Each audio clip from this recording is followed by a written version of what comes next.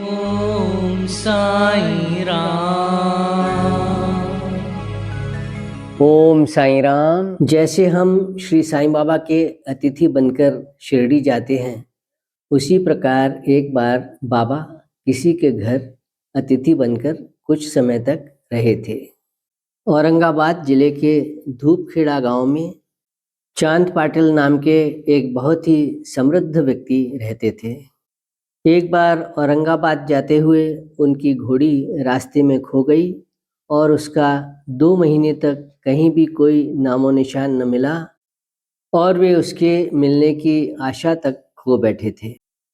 लगभग 10 मील चलने के पश्चात उन्होंने एक आम वृक्ष के नीचे एक फकीर को चिलम तैयार करते हुए देखा। फकीर ने उन्हें बुलाया, आओ भाई, यहाँ आओ, इस पेड़ की छाया में विश्राम करो।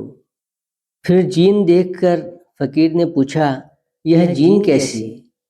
चांद भाई ने निराशा के स्वर में कहा, क्या कहूँ हुजूर, मेरी एक घोड़ी थी, वह खो गई है और यह उसी की जीन है। फकीर बोले, थोड़ा सरोवर की ओर भी तो ढूंढो। चांद पाटिल सरोवर की तरफ गए और वहां अपनी घोड़ी को चरते हुए देखकर उन्हें महान आश्चर्य हुआ।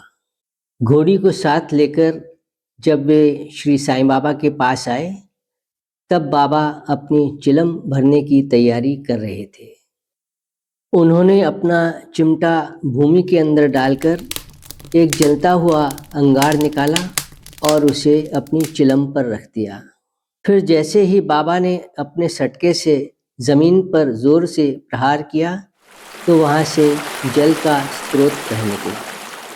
यह सब चमत्कार देखकर चांद भाई पाटिल समझ गए कि ये कोई साधारण व्यक्ति नहीं, बल्कि एक महान संत है, और यदि इनके चरण मेरे घर पर पड़ जाएं, तो मेरा घर पवित्र हो जाएगा।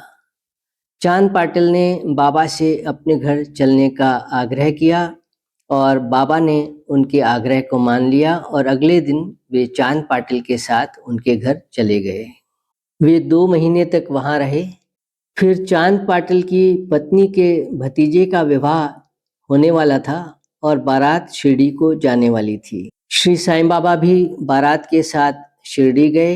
विवाह निर्विघ्न समाप्त हो गया और बारात कुशलता पूर्वक धूप गांव को वापस लौट गई। पर श्री साईं बाबा शिरडी में ही रुक गए और वहीं के होकर रह गए। अपने जीवन के अगले 60 साल बाबा शिरडी में ही रहे और वहीं पर उन्होंने अपनी महासमाधि ली। ओम साईं राम। वीडियो को लाइक और शेयर करें और चैनल को सब्सक्राइब करें। ओम साईं राम।